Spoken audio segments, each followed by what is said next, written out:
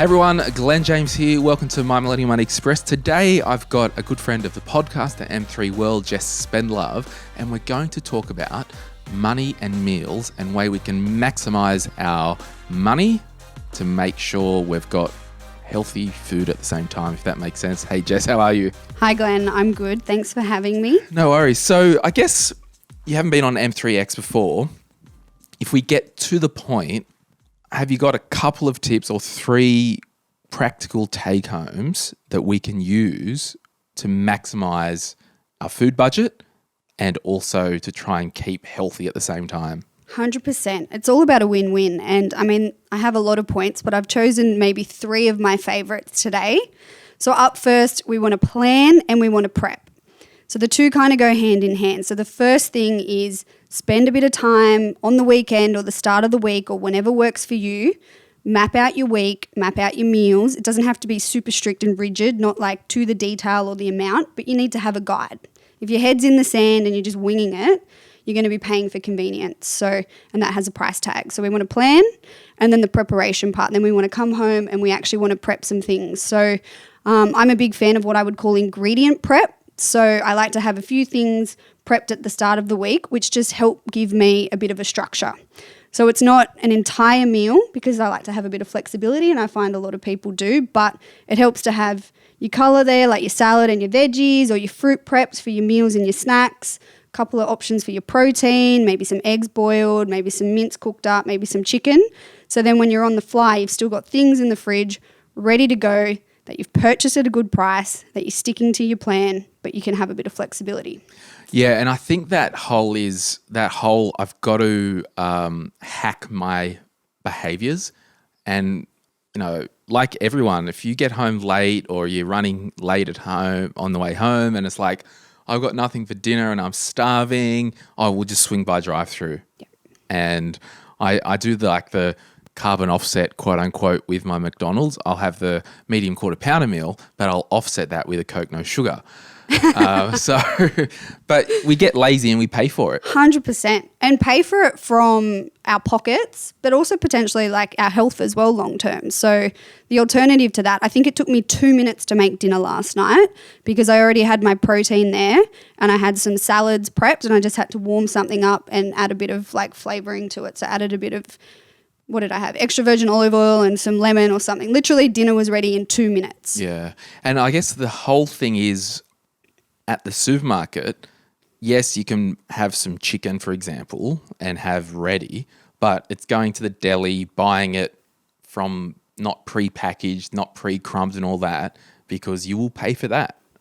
So it kind of layers like ultimate prep, shopping from the deli, getting separate things and having that prepped, and then it's like I'm at the supermarket, I'm buying pre-crumbed chicken from the freezer in the supermarket. So there's kind of a couple of edges to that sword, isn't there? Definitely. And it's all levels and it's all about progression really. So if you're someone who's always eating out, always buying, well, if you go to the supermarket and you buy the kind of half prep stuff, which is already going to save you from the buying things all of the time, or then if you want to take it to another level and save even more money, you're getting stuff which is pretty much as it is, and then you need to do all the processing. So there's definitely levels, and I think, you know, we always compare ourselves to what other people are doing. I think look at yourself, where you're at, know how much you're spending on food. That's an interesting eye-opener, and then just work out a way to be a little bit better with that. And I did learn from you about the whole prep thing, and I just showed you before. You're at the studio, which is in my house.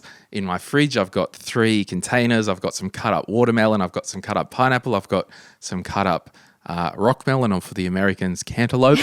And it's just amazing because since I've started doing that, if I get peckish of an afternoon or even after dinner, open the fridge, throw down, because I love pineapple, I love watermelon. So good. And I just have some slices and it's nature's dessert. Exactly. And it's so bloody cheap and so good for you. Nature's candy. And if I have any friends that are listening to this, it's a bit of a running joke, but they tease me for that. But it is seriously. And on the prep thing, like if you open the fridge and there's a whole watermelon there, well, that's a bit hard. Totally. You get home, you chopped it, it's in this little pretty container, you open it up, watermelon. Love that. Now, the prep thing is just so important, and it speaks to your own managing your personal finance. If you're not prepped, money walks out if you're not prepped with your food, money walks out, the weight walks in. Exactly. Basically. There's a theme here, guys. Yeah. Bit of planning. So planning and prepping, second point. Second point, it's kind of a nice segue with the pineapple and the watermelon, is eat seasonally. So yes, we can get avocados any time of year. Yes, we can get berries any time of year, but you're going to pay for that. So if you are eating your fresh produce, which hopefully you are, we want you eating all the colours, you want to buy the things that are in season. And that's when they're going to be their best nutritional quality, but also the cheapest. So eating seasonally is a massive one, and that would be my second thing to So focus at the on. time of recording, it's like end of October.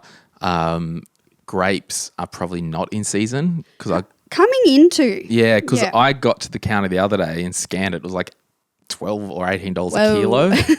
Like, what the hell? Yeah.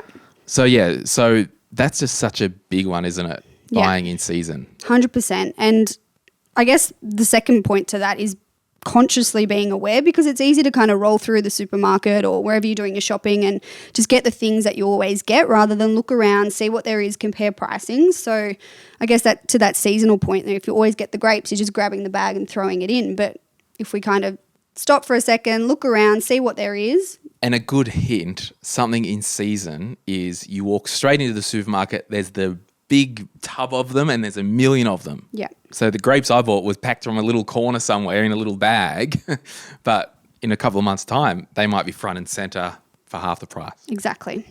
Yeah. So that's my second one. My last one, again, there was so many to choose from, but want to talk about snacks, and I guess that was because we were having a little snack before we came on here, so we thought it's a good one to chat on. Planning to snack and linking in with that first point. I see a lot of people, maybe they do the breakfast, maybe they do the lunch, dinner, hopefully they're cooking at home, but they just don't think that they're going to snack. And then all of a sudden, it's mid-afternoon, they're a little bit hungry, they roll down to the coffee shop, they might be getting a coffee or a tea or a kombucha or whatever they're getting, and next minute they're buying a muesli, yogurt and berries for like $10 or $12, or they're buying a muffin, which is probably $8 and not that great for them or whatever. So the point there with the snack, plan to snack, have some snacks, and also add that to your list when you're shopping, and then have that with you, because most people are going to want them and you're going to pay for it. Yeah, because we do snack, most of us. 100%. And why not put something cheap and healthy in your gob? Exactly. And as they say, prior preparation prevents piss poor pricing. We love an alliteration here. All the M's, all the P's. So there you go. So this whole thing about being intentional with our food means that we're actually intentional with our money. And because I always like to tell people, be active with your money, be intentional, be mindful, do the same in every area of your life, including the food and at the supermarket. As a general rule of thumb, I like to just keep to the edges of the supermarket where possible. We love that. Because it's cheap and it's probably more healthy. And that's it. And I guess the only thing to add there is being intentional, but you will always pay for convenience, and food is a necessity. We all need to eat. So it's something that allocate an amount of money or tune into what you're doing and see if you can improve it. So love it. Where can we find you online? You can find me, Jess_Spendlove _dietitian, or my business account is health_performance_collective. Jess Spendlove website, Instagram, Facebooks. It's a unique name. I'm sure you'll find me. Yeah. And you do a bit of work with the elite sports people. Been a bit quiet for you on that front at the moment?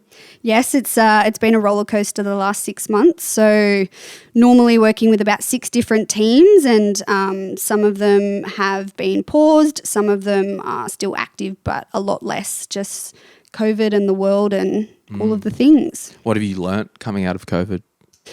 As a person, or yeah, sure, let's go there. I've learned, well, one thing I've reflected, I was very caught up the day-to-day. I was very much on the hamster wheel.